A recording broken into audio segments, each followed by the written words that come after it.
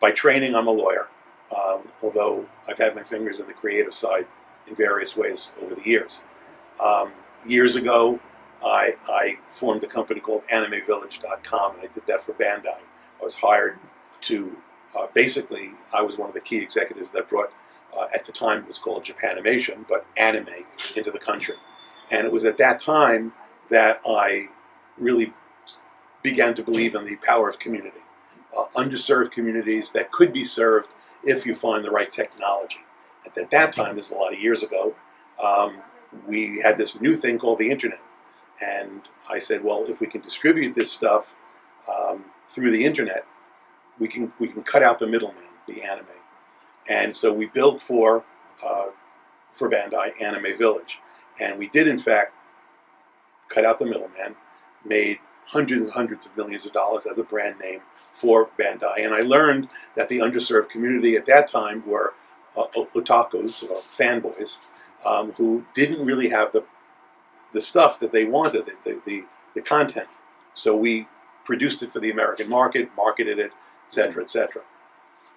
A number of projects thereafter, I knew that the new technology that would serve a decentralized community like the otakus, like the fanboys, could be not just hardware or software, but could be words like laws. And so when I knew that the Jobs Act was coming out, and I talked to the people who were writing it at the time, I knew that there was going to be an influx of, and this wasn't a big secret, but I was pretty early on in the arc.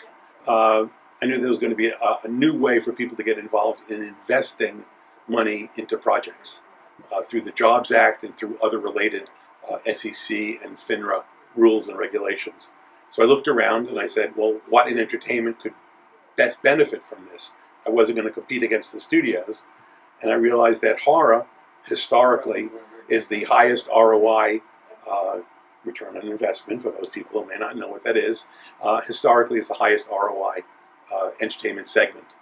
And I said, well, let's do something for the horror community. There's a huge community. It's evergreen. It's passionate. They're knowledgeable.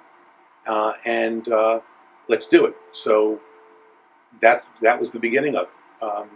Parenthetically, another beginning reasoning for the company was to make sure that we could provide, or this company could provide, honest, transparent, with integrity services to people who otherwise don't have any access or nexus to the filmmaking and content community.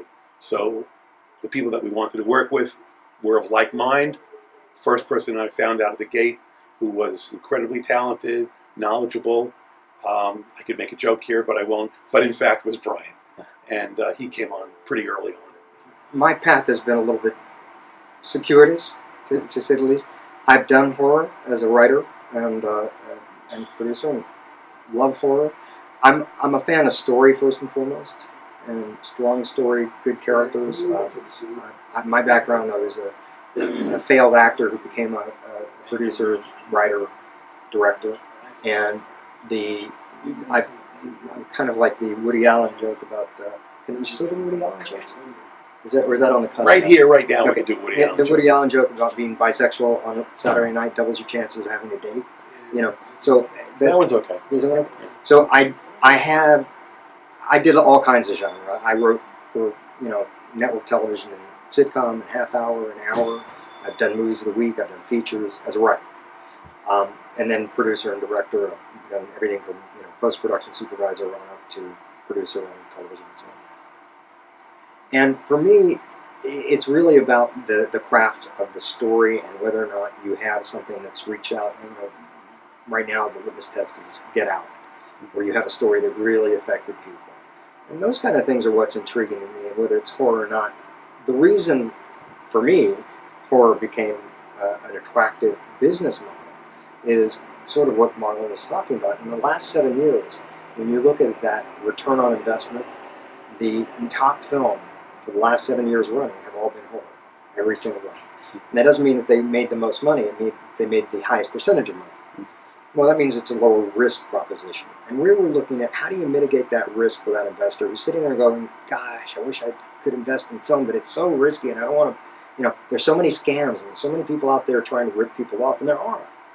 Don't know why there are, but there are. And we want to change that paradigm. We want people to look at us and go, this is going to be a safer investment because, one, we have people who are being honest and transparent. Two, because they're looking out for me as the investor. Three, because they picked a genre which is historically an evergreen genre that gives back to the community a higher return on their investment. So that was part of it. And then bringing in that community was something that, up until the time we started working on it, just you couldn't do it unless you were doing Kickstarter or Indiegogo, which is a very different model because it's reward based. And that person who gave you, not to use any particular names, but initials ZB, if you do something with, if they want to go make a movie and they go on Kickstarter and Indiegogo and you give them $5 million to go make their film, you get a T-shirt. Nice. But if that film makes $100 million, you get a T-shirt. And we wanted to say, hey, we'll give you the T-shirt if you really want it, but we'll also, if we make $100 million, you're going to make a profit on your investment. We want to do that for the person now who for the first time has that opportunity because of the changes. Because we were going to go out in part to these people on an equity basis, we really wanted to be open, honest, transparent, and full of integrity. And it sounds like a line, but it's been our mantra for some time.